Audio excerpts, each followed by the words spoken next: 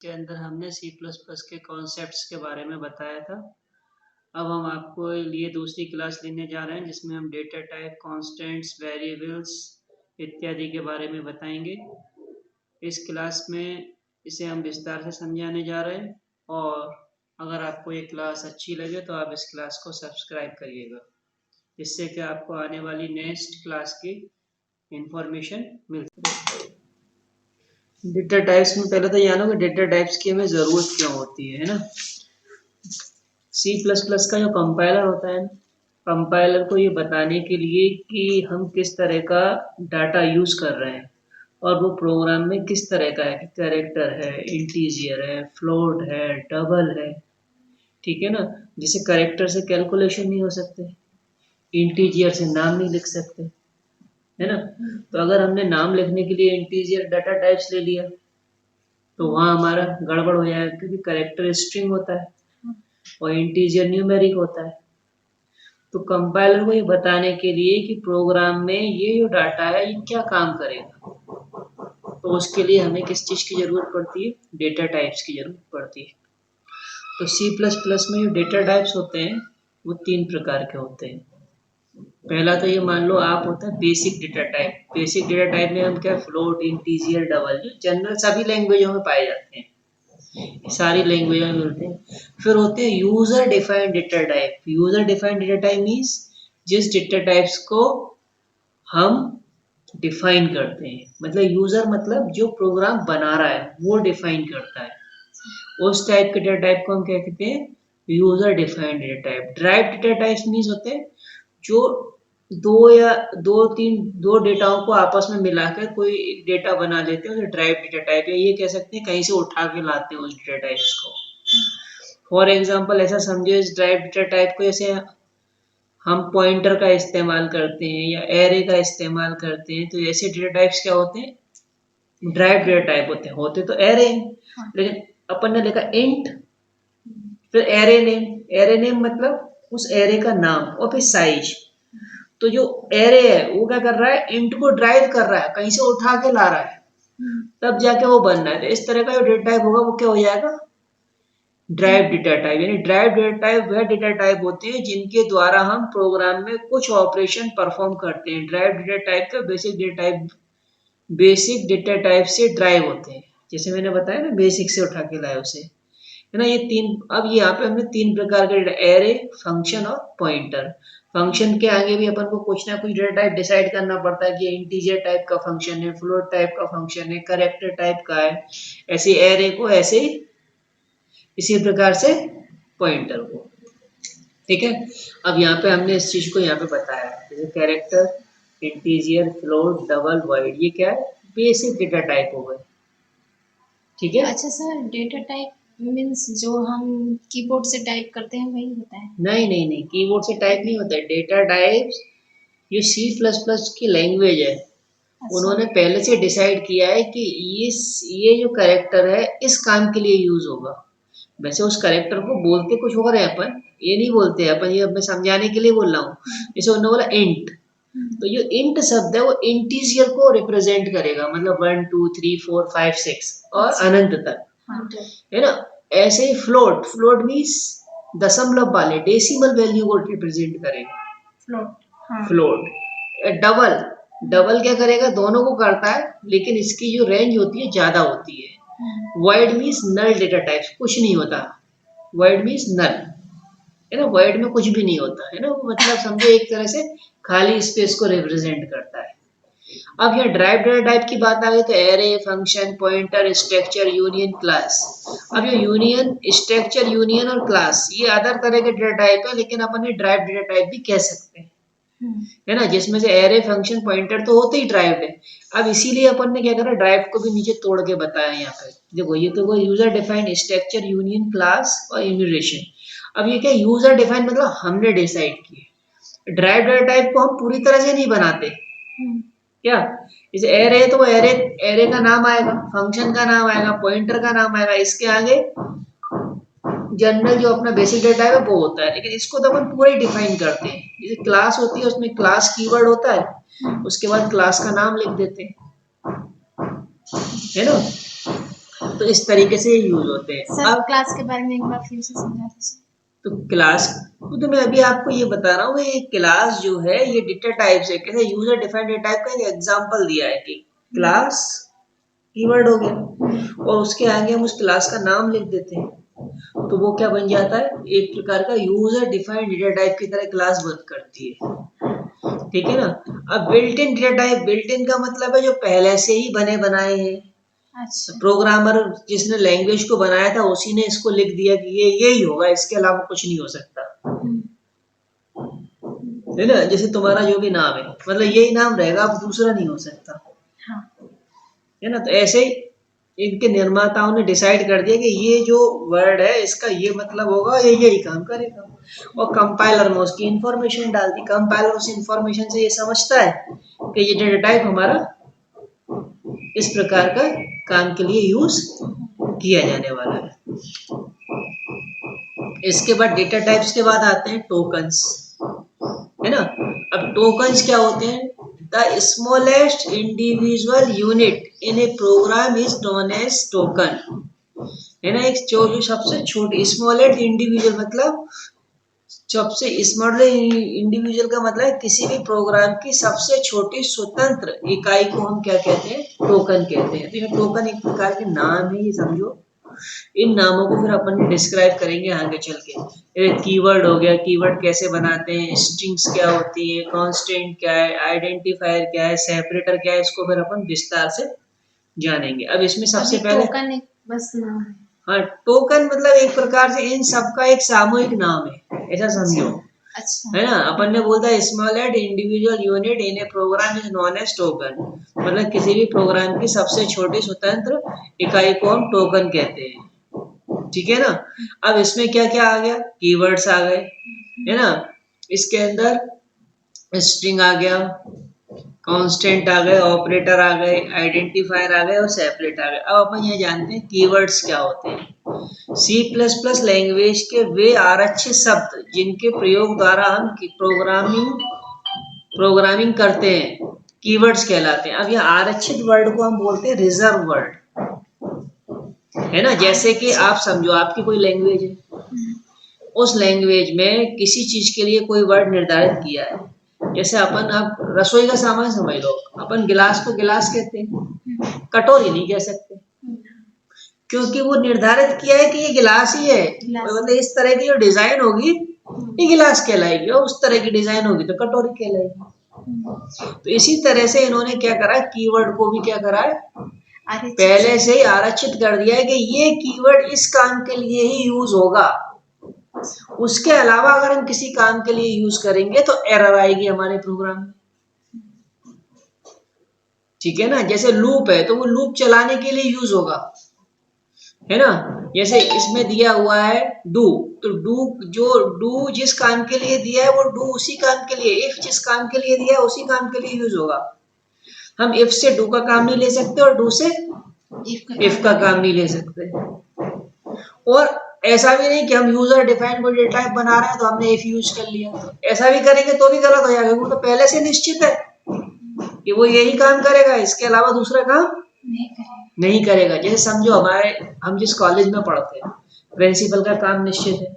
अब प्रिंसिपल से बोलो चपरासी का काम करे, नहीं करेगा। प्रोफेसर से बोलो चपरासी का काम करे, नहीं करेगा, है ना। चपरासी नहीं, प्यून से कह रहे हैं अपन, है ना। तो ऐसा नहीं कि नहीं सब तो ये काम करेगा, या अपन जैसे प्यून से पढ़वा नहीं सकते, भाई उसके कहीं पढ़ाओ तो वो पढ़ा नहीं सकता है, क्यों, क्योंकि उसका काम अलग है और उसकी नॉलेज भी उसी अनुसार है। तो ऐसे कीवर्ड्स बने, तो कीवर्ड्स के लिए उन्होंने जो प्रोग्राम्स लिखे, किसके अंदर, लैंग्वेज के अंदर, जो उन्होंने जो अपनी हेडर क्लासें बनाई उनमें जो प्रोग्राम्स लिखे उसी अनुसार लिखे गए हैं कि वो उसमें काम कर सके। ठीक है ना। तो ऐसा जिसका जो काम है वो काम वही काम करेगा, दूसरा काम नहीं करेगा कीवर्ड्स। इस तरह से अपने इसके अंदर लगभग C++ में 48 कीवर्ड्स दिए हुए हैं अपन। हाँ 48, तो कीवर्ड्स तो बहुत सारे हैं, 48 है, लेकिन जर्नल जो साधारण अपन जो यूज करने वाले हैं, जर्नल स्टूडेंट यूज करता है, वो आप ये मान के चलो 25 से 30 कीवर्ड्स आप यूज करोगे प्रोग्रामिंग के दौरान। बाकी सब होते तो सारे यूज है, लेकिन जो जनरल जो एक छोटे मोटे प्रोग्रामों में, है ना। और अगर अपन पूरे उसमें देखें, सिनेरियो में देखें अच्छी बड़ी प्रोग्रामिंग तो सभी यूज हो जाएंगे, ऐसा नहीं है, क्योंकि बने ही सभी यूज होने के लिए, है ना। अब इसका अपन ने नीचे यहाँ पे क्या है, हर कीवर्ड्स का यहाँ पे वो दिया हुआ है, डिस्क्रिप्शन दिया है कौन सा कीवर्ड्स किस काम में यूज होता है ना। तो आप इसको पढ़िएगा, है ना। इसके बाद आता है आइडेंटिफायर्स। तो आइडेंटिफायर्स भी क्या होते हैं, वेरिएबल ही होते हैं, है ना। सी प्लस प्लस लैंग्वेज में आइडेंटिफायर वह नाम होते हैं जिसका यूज वेरिएबल, कांस्टेंट और फंक्शन में किया जाता है। इन नामों को यूज करने के लिए कुछ रूल्स फॉलो करने पड़ते हैं, है ना। वो रूल और उन रूल्सों का अगर आप फॉलो नहीं करेंगे तो आपके प्रोग्राम में एरर आएंगे। फॉर एग्जांपल, अभी कभी आप कोई डेटा टाइप्स या कोई आइडेंटिफायर बनाते हैं, सी या सी प्लस प्लस या कोई भी लैंग्वेज होती है, तो ये रूल्स सभी लैंग्वेजों में लगभग समान ही होते हैं। जैसे आइडेंटिफायर को आप परसेंटेज, एट द रेट, है ना, या किसी करेक्टर सिंबल से आप यूज नहीं कर सकते, है ना, स्टार्ट भी नहीं कर सकते ना। अब ये सी लैंग्वेज या सी प्लस प्लस लैंग्वेज एक केस सेंसिटिव लैंग्वेज है। केस सेंसिटिव का मतलब क्या है, इसके लिए स्मॉल और कैपिटल में डिफरेंस होता है ना। जैसे कोई चीज हमें स्मॉल लिखना है और हमने उसे कैपिटल लिख दिया तो आपके प्रोग्राम में एरर आएगी, और कैपिटल लिखना है और स्मॉल लिख दिया तब भी एरर आएगी, ठीक है ना। उस चीज को हम बोलते हैं केस सेंसिटिव, है ना। आइडेंटिफायर में हम ऑपरेटर का यूज नहीं कर सकते, है ना। ऑपरेटर अभी अपन आगे पढ़ेंगे, पूरा एक बड़ा चैप्टर है। आइडेंटिफायर में डिजिट से स्टार्ट नहीं कर सकते, डिजिट मीन्स नंबर से स्टार्ट नहीं कर सकते। जब अपन लिख सकते 1 2 3 NUM, तो गलत हो जाएगा। NUM के बाद 1 2 3 लिख सकती हूँ, अल्फाबेट से स्टार्ट तो हो सकता है लेकिन नंबर से स्टार्ट नहीं हो सकता, ठीक है। यानी आइडेंटिफायर की शुरुआत कैरेक्टर या अंडरस्कोर से तो कर सकते हैं लेकिन नंबर से नहीं कर सकते। सी प्लस प्लस लैंग्वेज में ए से जेड तक स्मॉल और कैपिटल दोनों तरह के लेटर यूज कर सकते हैं। इसको सी प्लस प्लस कर दे,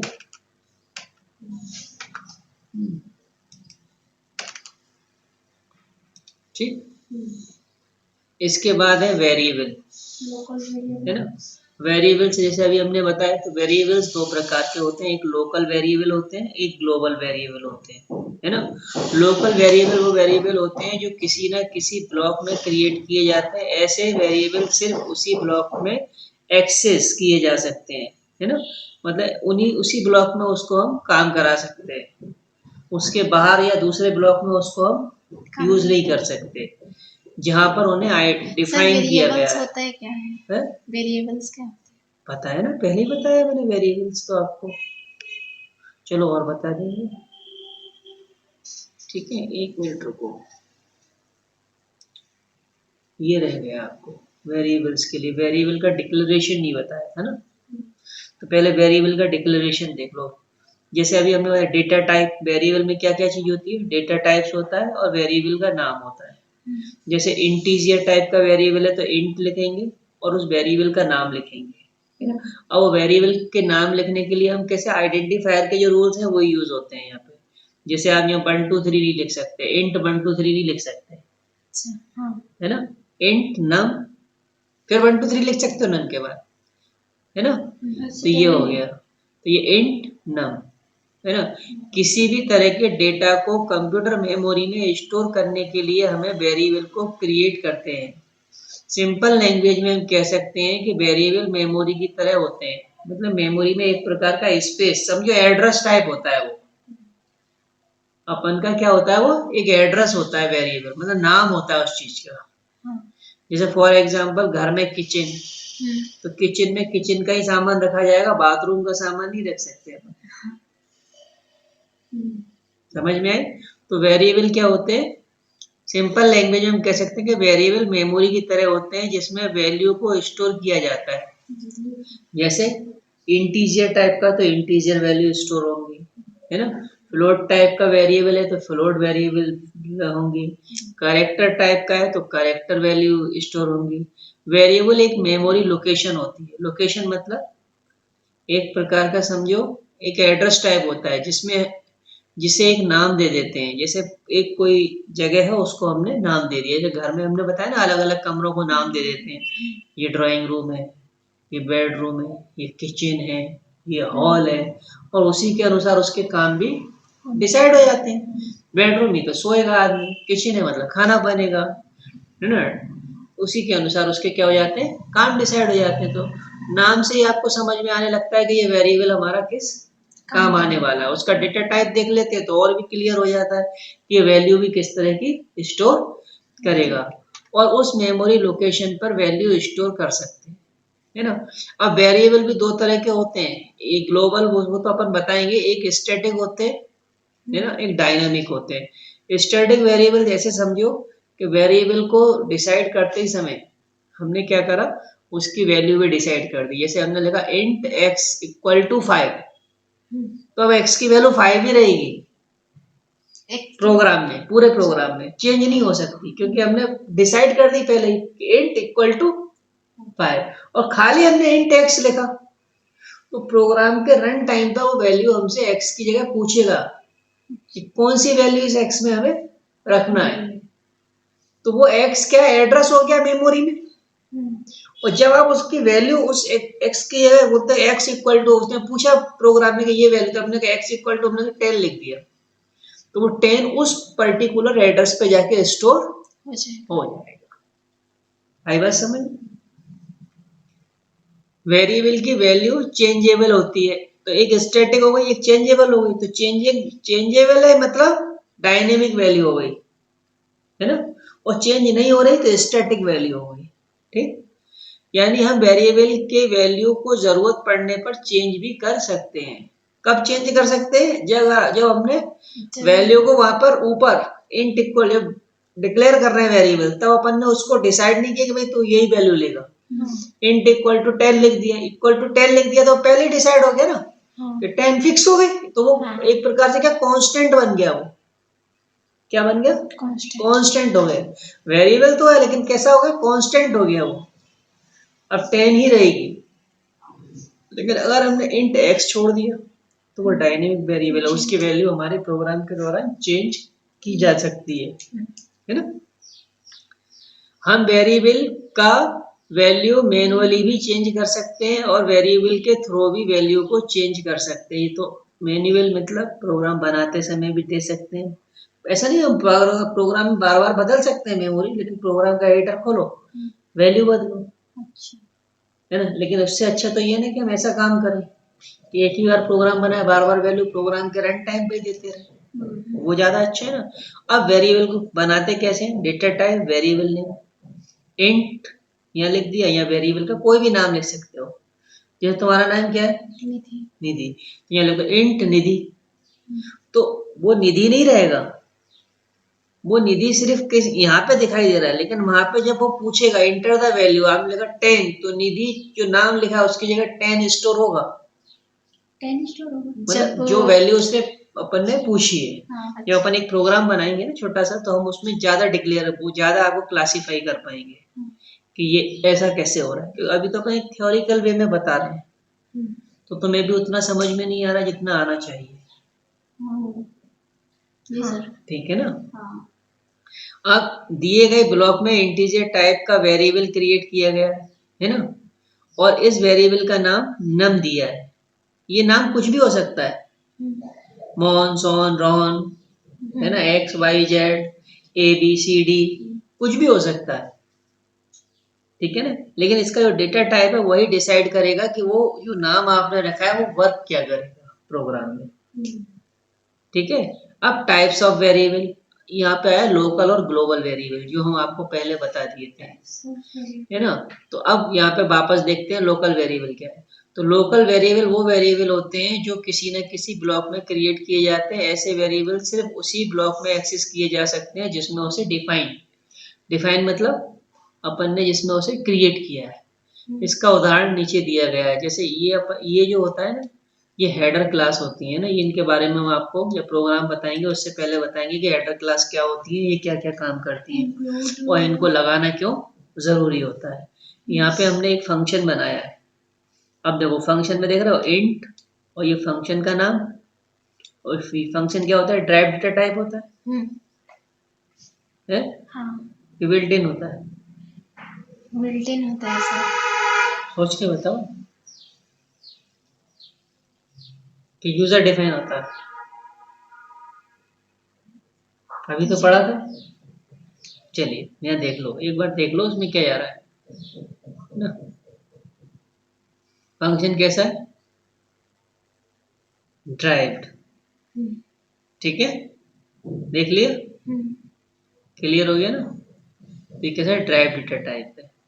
तो ये इंट तो इसका हो गया बेसिक डेटा टाइप, और ये फंक्शन है। फंक्शन अपने आप में एक प्रकार का मॉड्यूल होता है, वो हम आपको बताएंगे कि मॉड्यूल क्या होते हैं, फंक्शन क्या होते हैं।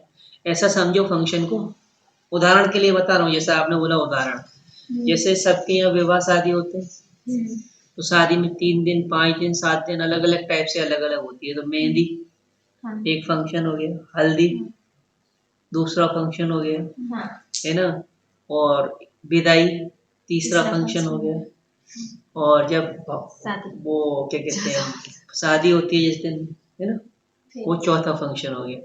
अब जैसे मान लो आप जिस दिन है क्या है मेहंदी लग रही है, उस दिन मान लो कोई बात हो जाती है, तो आपके हल्दी वाले फंक्शन पर उसका कोई इफेक्ट नहीं पड़ना, क्योंकि वो दूसरे दिन होना है। ठीक है ना, ठीक है। ये हो गया लोकल वेरिएबल। तो वेरिएबल जैसे अपन ने बताया, लोकल वेरिएबल वो वेरिएबल होते हैं जो किसी भी ब्लॉक में क्रिएट किए जाते हैं ना। ब्लॉक मीन्स एक प्रोग्राम्स के अंदर होते हैं। जैसे फॉर एग्जांपल ये और ये एक ब्लॉक हो गया, ठीक है, और ये दूसरा ब्लॉक हो गया। अब इस वेरिएबल को हमने इस ब्लॉक में क्या करा है, डिक्लेयर किया इस ब्लॉक के अंदर। तो ये कैसा वेरिएबल बन गया, लोकल वेरिएबल, क्योंकि ये इसी ब्लॉक के अंदर आ गया। कौन सा वेरिएबल सर? ये है ना इंट num इक्वल टू 30। तो ये हमने फंक्शन के अंदर इस ब्लॉक के अंदर, ये ब्रैकेट है, ये ब्रैकेट है, ये ओपन हुआ, ये बंद हुआ, इस ब्रैकेट के बीच में हमने ये डिफाइन किया है। तो ये कैसा बन गया, लोकल वेरिएबल हो गया। अब ये इसी ब्लॉक के अंदर हम प्रोग्राम को और बढ़ाएंगे आगे, तो इसी में यूज होगा। अगर हम चाहें कि इसको इस ब्लॉक में यूज कर लें तो नहीं कर सकते, क्योंकि ये कैसा वेरिएबल है, लोकल वेरिएबल है, उसी ब्लॉक में यूज होगा। ठीक है। अब इसी के अपोजिट अपन देखें, देखो दिए गए कोड में एक योर फंक्शन के अंदर इंट वेरिएबल डिक्लेयर किया गया है जिसका नाम नम है, और इस वेरिएबल को मेन फंक्शन में एक्सेस किया जा रहा है, इसलिए प्रोग्राम में एरर आएगा, क्योंकि नम एक लोकल वेरिएबल है और इसे योर फंक्शन में ही यूज किया जा सकता है। मेन एक अलग फंक्शन हो गया, ये एक अलग फंक्शन हो गया, तो ये इसी फंक्शन के अंदर डिक्लेयर किया गया इसी के ब्लॉक में, तो इसी में यूज होगा, इस वाले में नहीं ला सकते। लाएंगे तो हमारा क्या आएगा, एरर आएगा। इसके अपोजिट ग्लोबल, ग्लोबल जैसा इसका नाम है, ग्लोबल शब्द से ही समझ में आ रहा है, सब जगह विश्वव्यापी हो गया एक प्रकार से, है ना।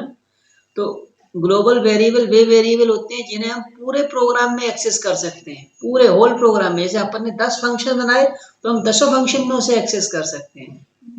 ऐसे वेरिएबल को प्रोग्राम की शुरुआत में ही डिफाइन किया जाता है, और जो वेरिएबल प्रोग्राम की शुरुआत में डिफाइन किए जाते हैं उन्हें हम ग्लोबल वेरिएबल कहते हैं, या हम कह सकते हैं किसी ब्लॉक में ना करें हमने उसे, है ना। अब जैसे ये देखो, ये हेडर फाइल के नीचे ही हमने डिसाइड कर दिया कि भाई ये है वेरिएबल, है ना।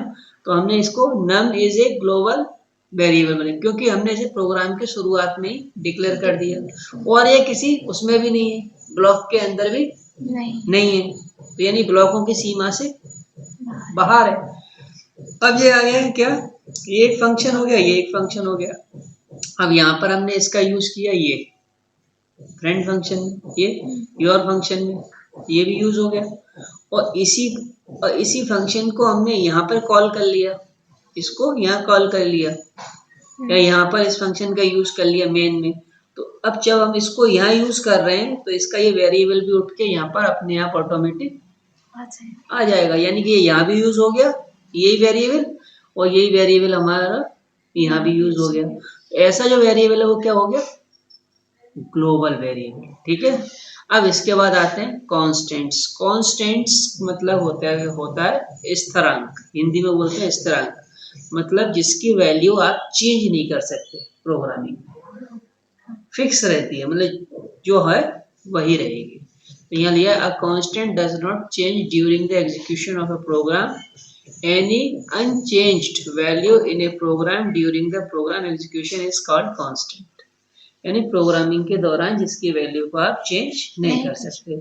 जैसे अपने वो होते हैं वेरिएबल्स होते हैं, ऐसी कांस्टेंट है, numeric constant, integer, real, single character, string constant, है ना, ये कांस्टेंट हो गए। बस आज के लिए इतना ही काफी है, बाकी अपन नेक्स्ट क्लास में देखेंगे।